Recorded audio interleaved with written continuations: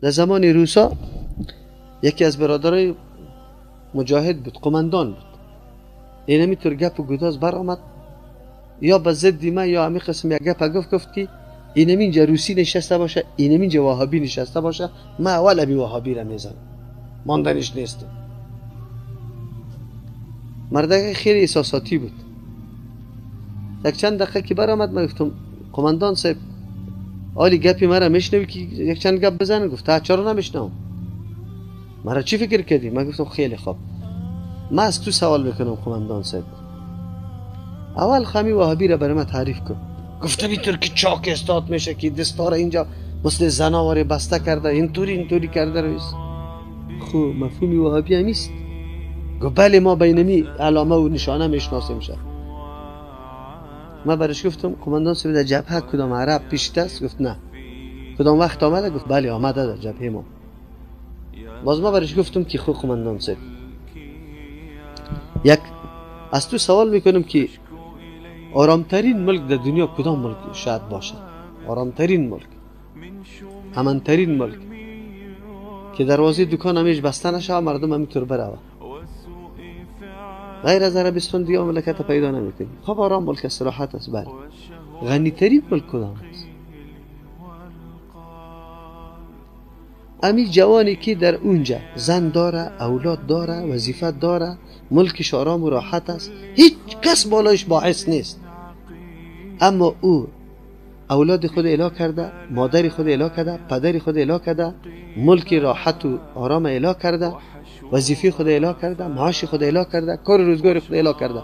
امروز آمده امروز تو در سنگر در او کمپلا خو میکنه که اشپیشایش قدر دم داره. چی باعث است که اینجا آمده؟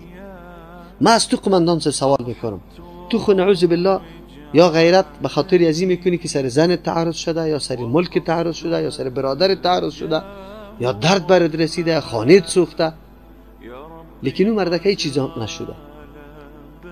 از تو سوال بکنم که ایمانی تو قوی یا ایمانی از او؟ مردک جام.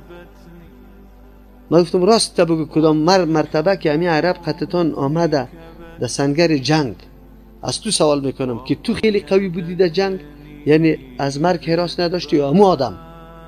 گفتی را خب من واقعیت پوشانده نمیتونم، او آدم از ما کده خیلی جرأت داشت و ایج از مرگ نمیترسید. چی باعث است؟ من گفتم بگو. خب امو آدم امی طور میکنه، امو آدم امی قسم استاد است، امو آدم دست اینجا گرفته.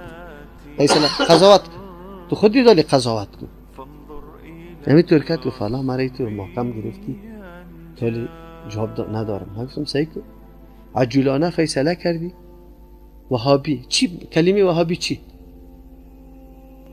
و مردم درک کرد. امی عبدالله عظام شهید الله غریق رحمت کنه، جنت‌ها را الله برش نصیب کنه. دیدی مردم افغانستان نه کی مردم در کدام تاریکی واقع است؟ در هر گردن مجاهد اینی قدر توپک، اینی قدر تاویز، تارا موجود بود. پیغمبر علیه السلام صحابی را گیر میکنه، تار از گردنش میکنه که اگر این امرد می بود روی جنت نمیدیدی. مردم کی مردم خودش با اسلام چی قدر آشنایی داره نداره؟